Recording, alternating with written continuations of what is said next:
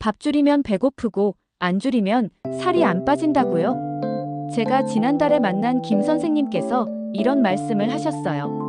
20대 때는 밥만 조금 덜 먹어도 쑥쑥 빠지던 살이 50대가 되니까 아무리 굶어도 안 빠진다고요. 특히 배둘레는 더더욱 말이죠. 실제로 50대 이후에는 기초대사량이 20대 때보다 15에서 20% 떨어집니다. 같은 양을 먹어도 살이 찌기 쉬워지는 거죠. 그런데 여기서 많은 분들이 실수하는 게 뭘까요? 바로 무작정 굶는 거예요. 단순히 굶는 건 독입니다. 근육까지 빠져서 기초대사량이 더 떨어지거든요. 그럼 나중에는 조금만 먹어도 살이 찌는 체질이 되고 말아요. 오늘은 50대 분들을 위한 저탄수 식단으로 건강하게 제대로 빼는 법을 완벽하게 알려드릴게요. 실제로 이 방법으로 3개월 만에 10kg 빼신 분들도 여러 명 계세요. 먼저 왜 기존 다이어트 방법들이 실패하는지부터 말씀드릴게요. 첫 번째 실수는 극단적인 칼로리 제한입니다. 하루에 1000칼로리도 안 되게 먹으면서 운동까지 하시는 분들이 계세요.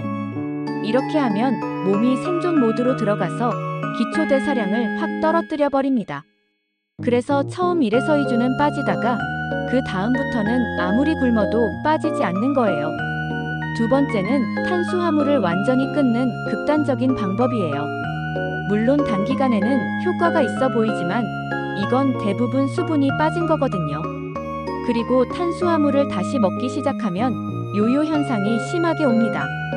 세 번째는 나이를 고려하지 않은 획일적인 식단이에요. 20에서 30 대용 식단을 50대가 그대로 따라하면 영양 불균형이 생기기 쉬워요.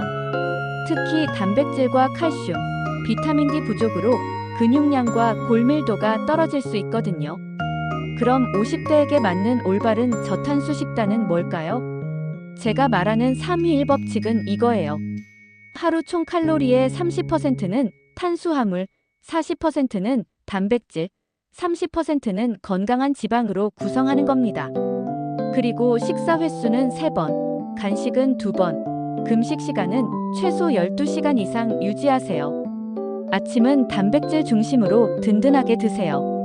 삶은 계란 2개에 바나나 1개, 그리고 귀리우유나 블랙커피 1잔이면 완벽해요. 여기서 포인트는 바나나예요. 바나나도 탄수화물 아니에요? 라고 생각하실 텐데 바나나의 당분은 운동할 때 에너지로 바로 사용되거든요. 그리고 칼륨이 풍부해서 부종 제거에도 도움이 됩니다.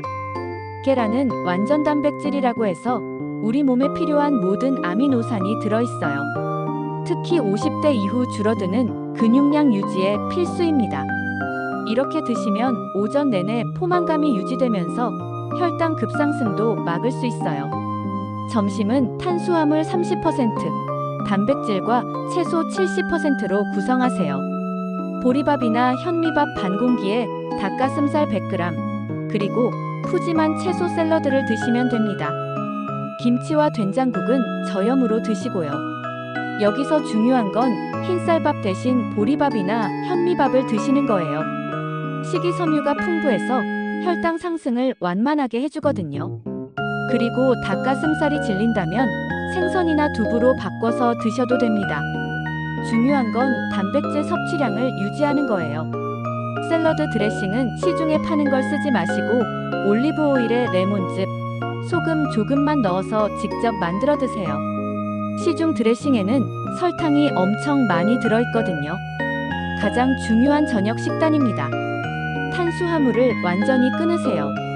두부 스테이크나 달걀찜을 주 메뉴로 하고 브로콜리, 오이 무침, 숙주나물 같은 채소 반찬을 푸짐하게 드세요.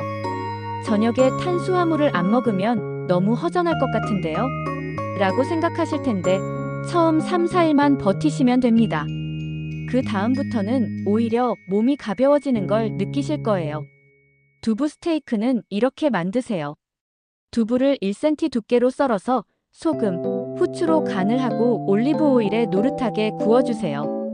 마지막에 마늘과 파를 올려주면 고급 요리 못지않게 맛있어요. 간식이 필요하시면 견과류 한 줌이나 플레인 그릭 요거트를 드세요. 자기 전 3시간 전에는 아무것도 드시지 마시고요. 하루에 물을 2리터 이상 드세요.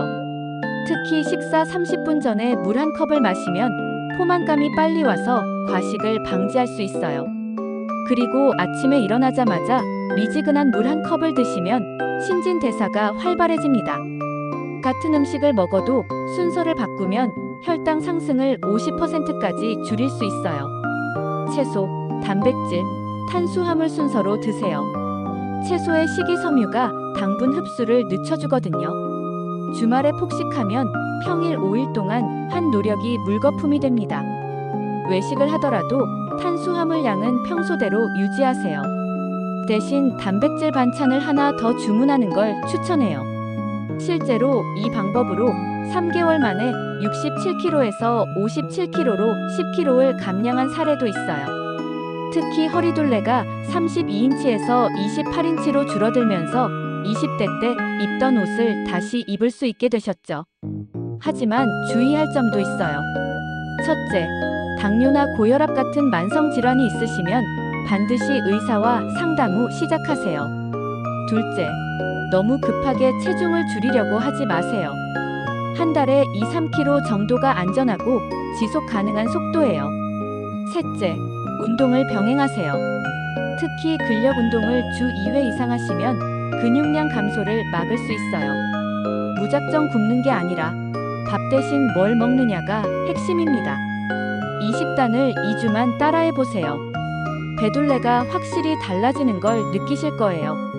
그리고 체중계 숫자보다는 거울 속 내 모습을 더 자주 확인해 보세요. 영상이 도움이 되셨다면 좋아요, 구독, 알림 설정 부탁드리고요. 댓글로 여러분의 다이어트 고민이나 진행 상황 남겨주세요. 다음 영상에서는 저탄수 식단과 함께 할 수 있는 간단한 운동법을 알려드릴 예정이니까 꼭 구독하고 기다려주세요.